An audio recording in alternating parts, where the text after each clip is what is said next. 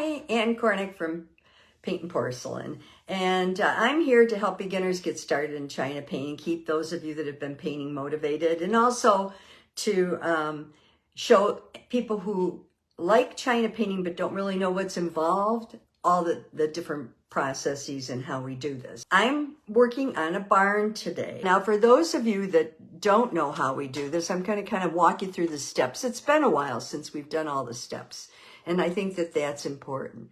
So the first thing I do is I find a photo or that I've taken, or maybe a free one online that's not copyrighted, and I trace it.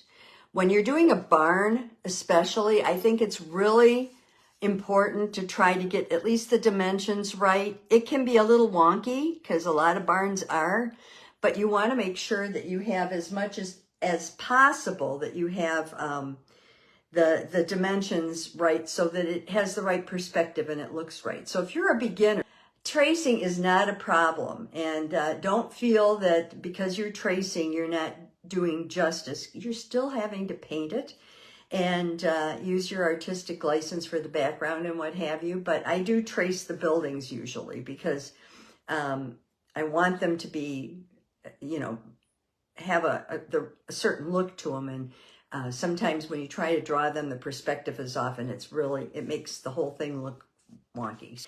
So then what I do is I create what I call a line drawing. Now, the line drawings are available to you if you're a painter, and you can paint this barn in watercolor, acrylics, anything you want, but they're available to you on my website, paintnporcelain.com. If you go there, it's free. So all you have to do is click the link. If you want the line drawing, you simply put in your cart and check out. And you check out and it will not charge you. You go through the normal checkout process, but it will come to you in email. It's a digital file. So check your junk, your promotions and all those new files if you don't get it right away. So the line drawing will come to you, and then you simply print it off or save it to your files, download it, save it to your files, and then you can size it. It's an Adobe file, but what you can do is open up, if you have Word, open up Word, insert image, and then you can size it according to what piece you're working on, and that should help you. So then you find a piece of white china. I found a white tray. I'll show you the back side of it. It's like this. And you put it on, and I transfer it by using Saral transfer paper, Saral transfer paper. I don't have the roll up here, but I get it in the sheet, in the roll, and then I tear off what I need and cut it to size. But you can use it multiple times as exhibited by this. You can use it over and over and over again. So you put the dark side on the china where you want the transfer to appear. It has a dark and a light side, and you put the line drawing on the light side with the dark side down, tape it in place, and use a fine pen. You can use a color pen if you want, because this is in black. So if you do it in black, you might miss something.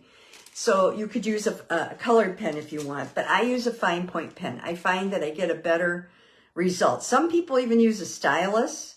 And what is a stylus? Okay, in case you don't know, this is a stylus. It doesn't have anything at the end, but except a very fine point, and you can use that if you want. So people do this a number of different ways. I prefer just doing it with the pen. Simple, simple, simple. So, okay, I got it on. And then in this case, before we started, and this is a good tip for beginners, because this will save you as a beginner from getting frustrated if you want to paint something like this. I put it on, I mixed my black paint with a pen oil, and I put it on, and then I traced it with my pen oil. Now, I used this pen. Well, actually, this is a 107 that I have, and it's a Hunt.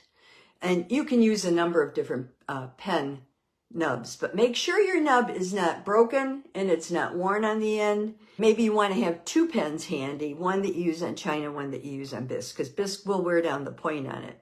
So you put it in here like this little grabber thing. See that there? See the little grabber thing? And just twist it till it's tight, and then you're all set, and you can just, use it. Now I use, and this is from Dallas, I get AMP5 Easy Flow. It's called Easy Flow. So I've had this for a good 10 years, the vial, and as long as you seal it, you have it forever practically. You don't use much. You mix it almost like you mix paint, but you make it runnier.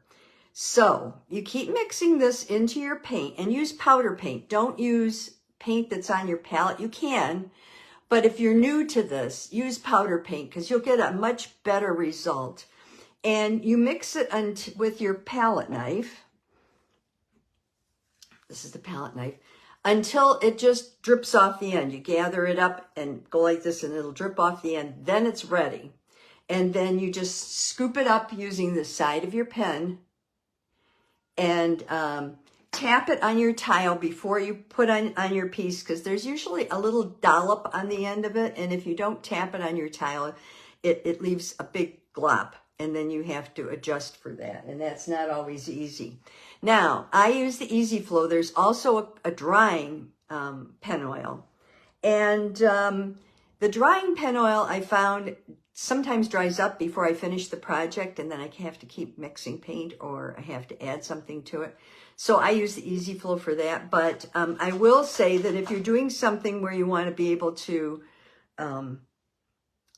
paint over it right away, drying oil would work. But you have to leave it sit a little longer than you think you would. You can also use what we call soda syrup, Coke, like Coca-Cola or 7-Up.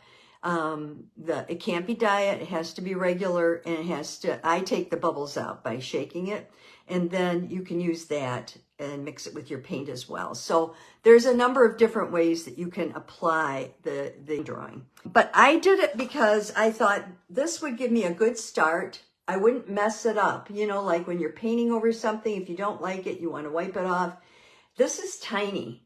And so having it done in the black, I think, first of all, barns have lines, and the roofs have lines and everything. So it gives you something to work with, and it'll help you a lot. So I decided what colors I want to use. Now, I want to make this in the snow. So, of course, I need some blues to put under the snow. So I have a Dove Gray, and I also have a Cool Shadow, which is like a baby blue. If you don't have baby blue, that's fine. This is more like a Copenhagen, but it has more gray tones to it. That's why I like it, because you can use it in the shadow areas. I'm using a lot of portrait paints this time. You don't have to. They lend a kind of a real pretty, kind of subtle color to everything. So I have a portrait brown here, dark brown, which I was lucky enough to find. You could use, just your rich brown. I have a regular black. This is darkest green. This is pearl gray. Okay. Down here I have chartreuse, a medium green. And a medium green, by medium green, I mean it can be any color. In this case, I want everything to have a blue tone to it. So I'd probably use shading green rather than warm brown green, because I think warm brown green has kind of an antique-y look to it. I don't want that on this piece. This is white. I have light cheek. Now, it's very similar to carnation. It's a portrait color. But I'm going to try it on this barn because I think it'll give me that warm look that I want when it fires. I also have Meissen brown as kind of a medium brown. I have tan. Now, I'm not sure if I like this tan or not, but I do want a tan on here. A warm brown green. We talked about the Dove Gray. This is Warm Shadow. That is also a portrait color. It's a really nice one. See what it is? It's like a brown, but if you look at the light cheek, it's kind of in the same league. And then this is Ivory Flesh, which is also a portrait color. One thing that I found is that I wanted to make this piece, get an idea, kind of map it out ahead of time. So I'll show you how I did that. I'm going to put you down now and we'll get started. You could tape the border if you wanted to, and that would be one way of having a border. The other thing I did was I took my pencil and I just put in lines where I thought I wanted trees. These are going to be evergreens. This is going to be like a little stand of trees. Way over here, this will be a stand of trees. And then down in front, I put like a berry bush right here. This is all going to be snow. I'm going to start in the middle and work out because otherwise I end up with my hand in everything. So now I have to think about this and about the colors and what I want. So I tried as best I could to kind of get an idea of what I want to do. And I'm going to start with the top and kind of work down into everything else. I'm going to use small brushes. I have several. This is a number 4. This is an old Paula Collins brush. And this is a number 6, square shaders, both of them. So I'm going to just start with those. And then for this little top knot up there, kind of chewed up, but look at it. I don't know what it is. It's a Dresden brush, but it has a little point on the end. Then I also have this really fine, it's like a 5, it's 5 zeros, a 5/0 little brush too, that I can apply colors with so that I have no problem. I'm painting with turpentine and turpenoid natural. Why? Because I like turpentine and turpenoid natural. And I want it to kind of dry a little bit. This is a semi-open medium, meaning it doesn't dry right away, but it will dry. Okay, I'm going to get a little bit of gray on here and do half of this in the gray. Oh, that's a little dark. So that's why I have my white on here. I'm just going to mix that with the gray. I want it to have a little lighter. There we go. So I'll wipe that off. Now that's the nice thing about having it done with the lines, because you can wipe it off. And then I'm going to take a little bit of black and I'm going to put it on the other side as a shadow.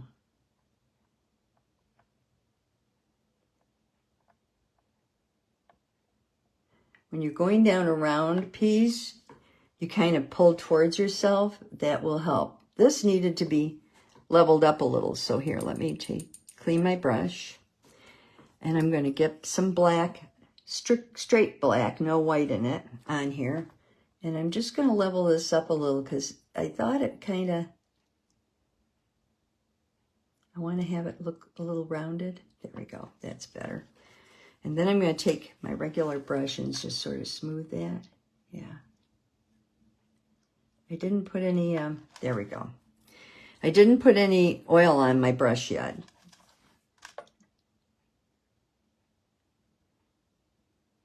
And just play until you get it the way you want it. Okay, now I'm going to go to my number 6. So now I'm using my Dove Gray, and I have this turntable, which I love. It may drive you crazy, but I love it. And I'm using the Dove Gray, side-loaded only. I'm going to do it all the way across the bottom, so I might as well do them one at a time here. There's one. I might skip one here and there.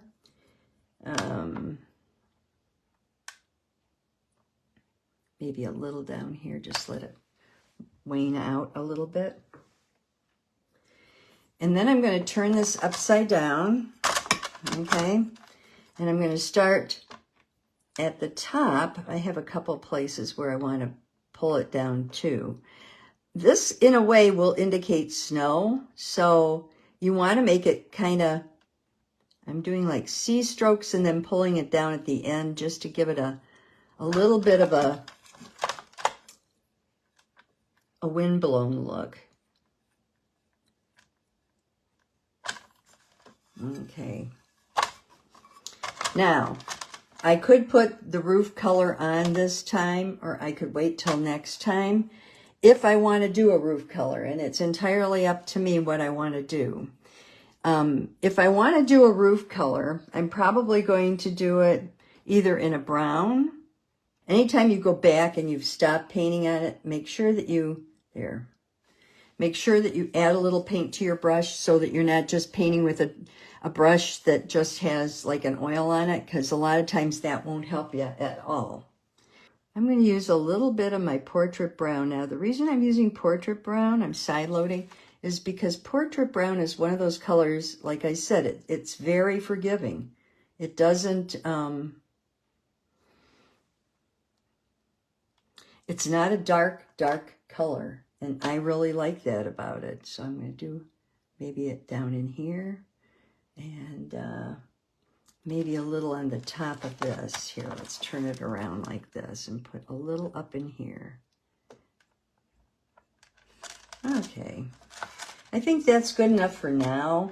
I don't want to do too much because I'm afraid that if I want to make it snow and I make too much, I'm going to have a problem. So I take a little Portrait Brown. Actually, I don't have a darker brown. I thought I did. I'll mix it with a little black and just do this guy here because I want him kind of dark and I want this one here dark too. Okay, so they stand out.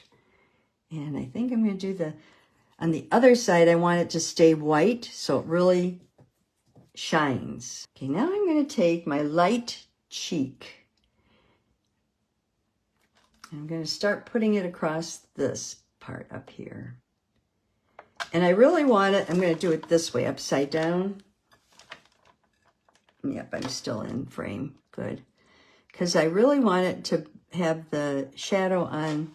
So I'm going to full load with light cheeks, side load with like a mice and brown, and do it like this. Or warm shadow. I could do warm shadow too. Yeah, warm shadow's a little nicer. So I'll do the light cheek on there. And then I will do a side load of warm shadow and just sort of go under this eave here.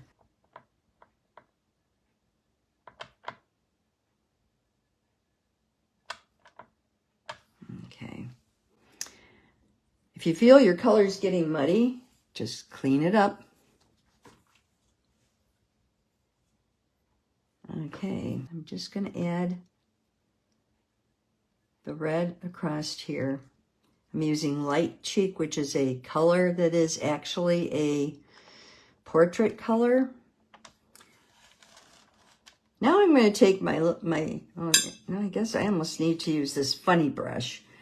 And I'm going to fill in the windows here with the black.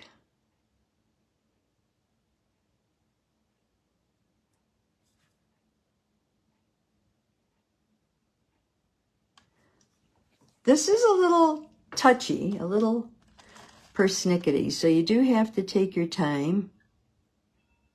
We haven't done a barn in a long time.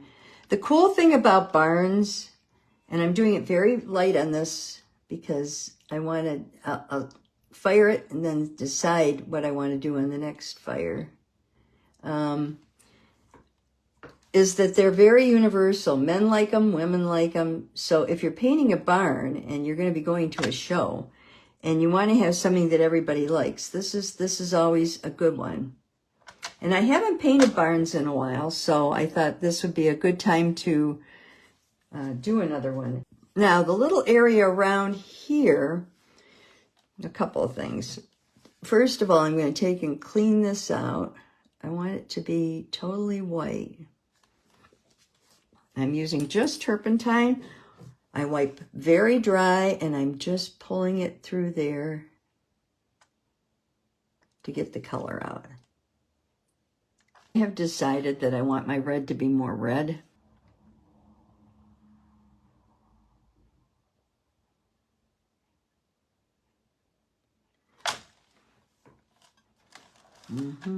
Much better. Light cheek is very much like carnation.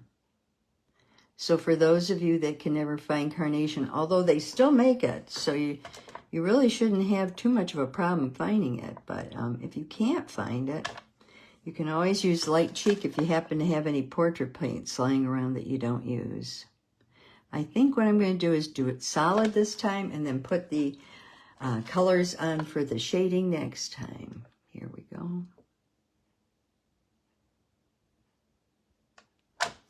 Okay. Now, little boards here with the brown, with the red.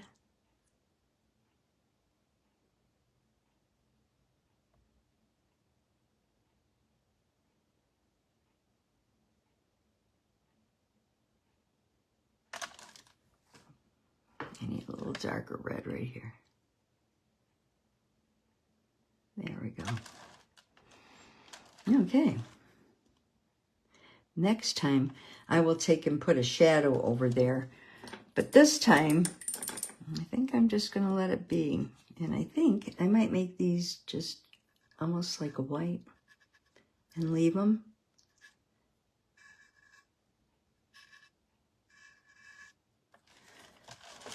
Yeah.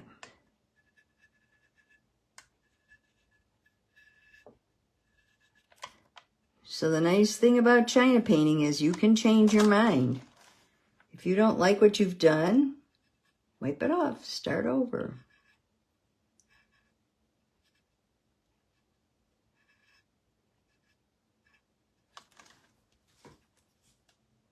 Okay, I'm going to use a stump for this one here. I like these. These are cardboard, and they're called stumps. And they're used for pastels and things. They're just wound around cardboard. But when you use them to remove a color like this, it doesn't leave any residue. It picks everything up. Good. Okay. Yeah, I kind of like that. Now on this side, I want to make it a little darker, obviously, but I'm still going to put the red on. We're just going to do red over here.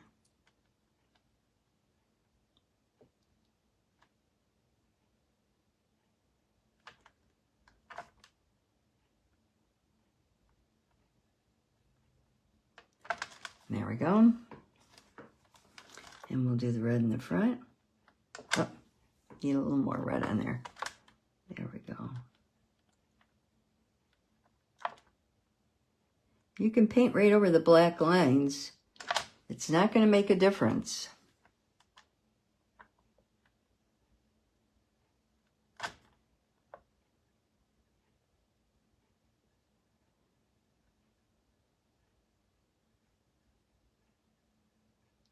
I'm painting down behind. There we go.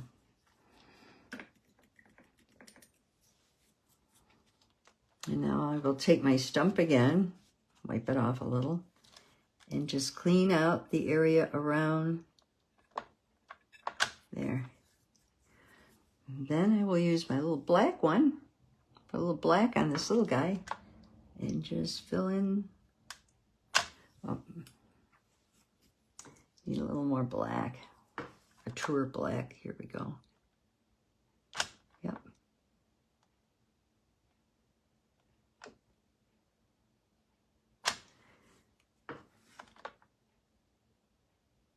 Now you can see, if you're a beginner, how this is very simple.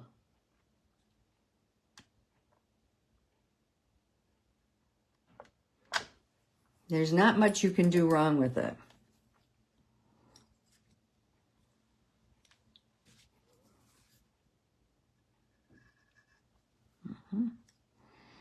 Now next time I will put the color on to give it more shading. This is the black, and I'm just going to put black back in here.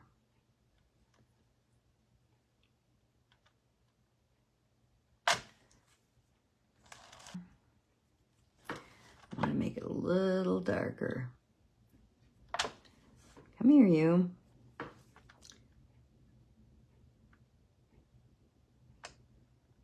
I'm going to take my number 6 brush, put it in the black, and just sort of,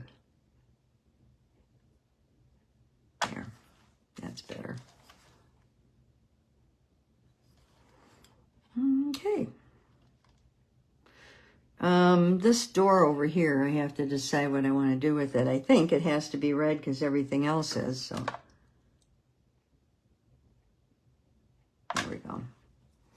but it's still there.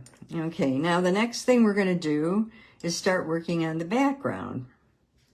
I want to add a little more brown down here, kind of like that.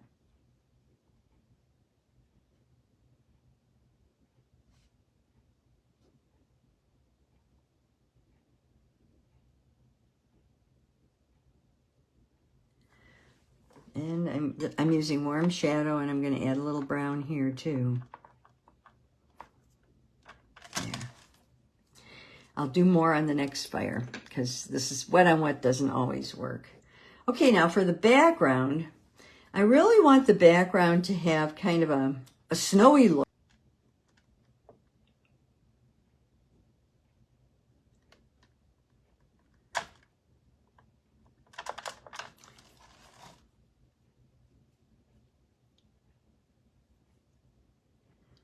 So I'm using my gray. This is Duff Gray in the background. Have you ever noticed the further you go away from things, the more they become like a gray? Up here, I'm going to put a little more blue in it.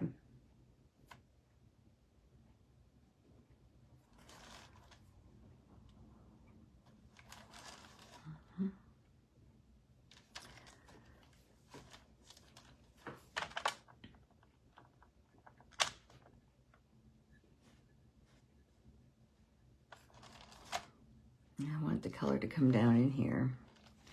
I don't want it just, oops, just to end.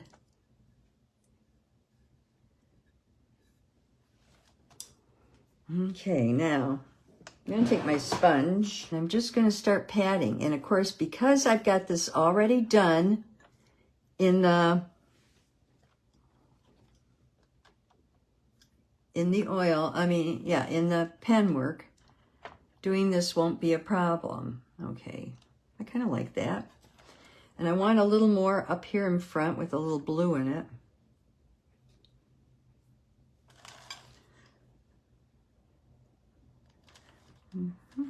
There we go. Now I'm going to leave the rest white because I can decide what I want to do later. I'm going to pounce this down just a tad.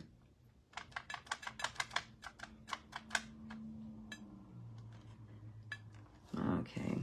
Yeah, you do need to have a little bit of that color in there. So now I'm going to take this is my antique brown, and I'm just going to cover these guys up with antique brown. Portrait brown, portrait dark brown. I just want a little color on them.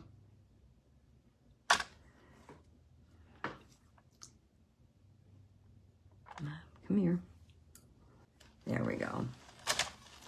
Alrighty, now we're going to do the trees in the background and the trees in the front. I'm going to use my scroller to help me with the trees. Everybody's different. So what works for me, it may not work for you. I want a little snow on the tops of these, so I'm going to go through and just remove this so I can get that little bit of snow on the top. There we go. Okay. And now I'm going to take and draw my trees.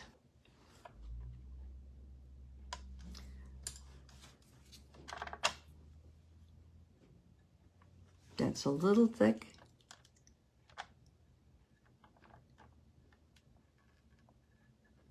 Okay. And I'll do one here.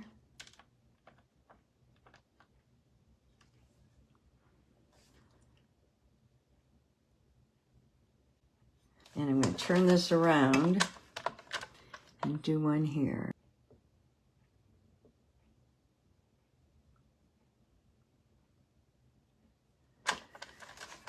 And remember, your trees have to taper as you get near the top, so I'm going to help it taper. There we go. I want to come down here and I want to just do these. Yeah.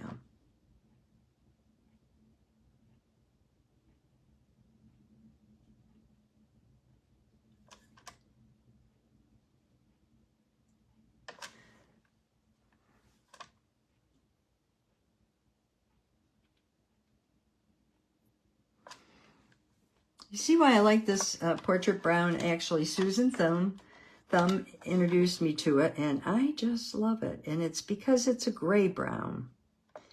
It's almost like a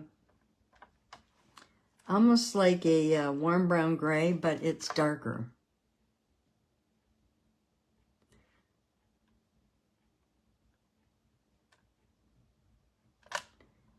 Make sure you attach your branches to the base.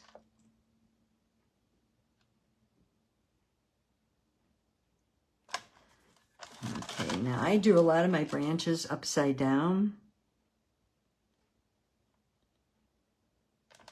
Okay.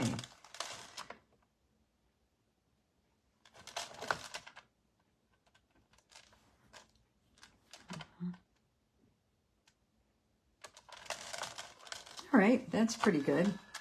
These guys here, I'm going to try putting them in with the Dove Gray and see what they look like.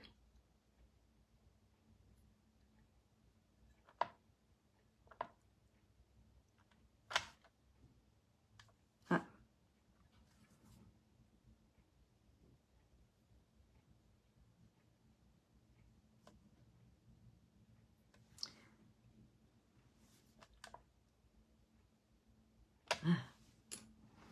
Need more oil. One in the Dove Gray too. So yeah, if you're a beginner, doing your trees upside down will a lot of times help you with the tapering off as you get near the top.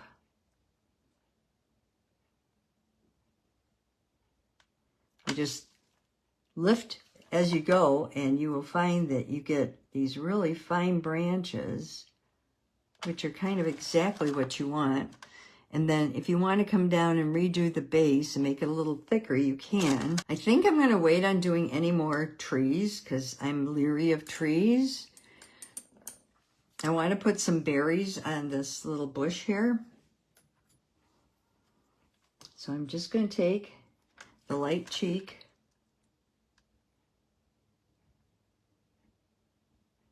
on my scroller.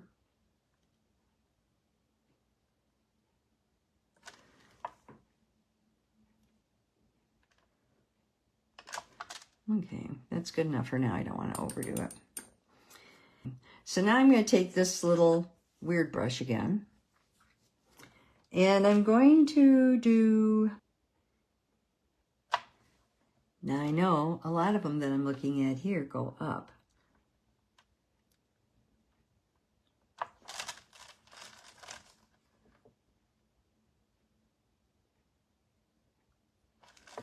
And I know a lot of people can just do them by going back and forth. Real easy, like this.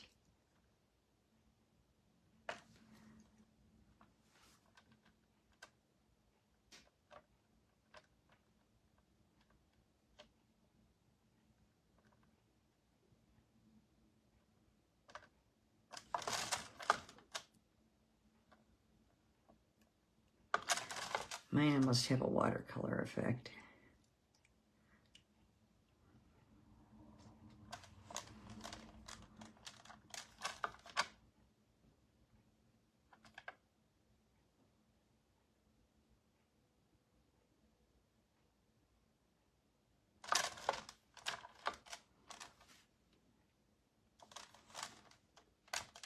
Okay. Now, I will do more on the next fire. Right now, I just want to get this fired, see how it's going to look. There we go.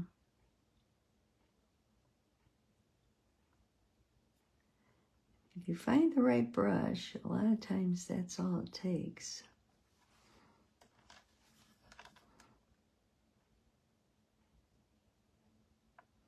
And I want a little fuller in the middle.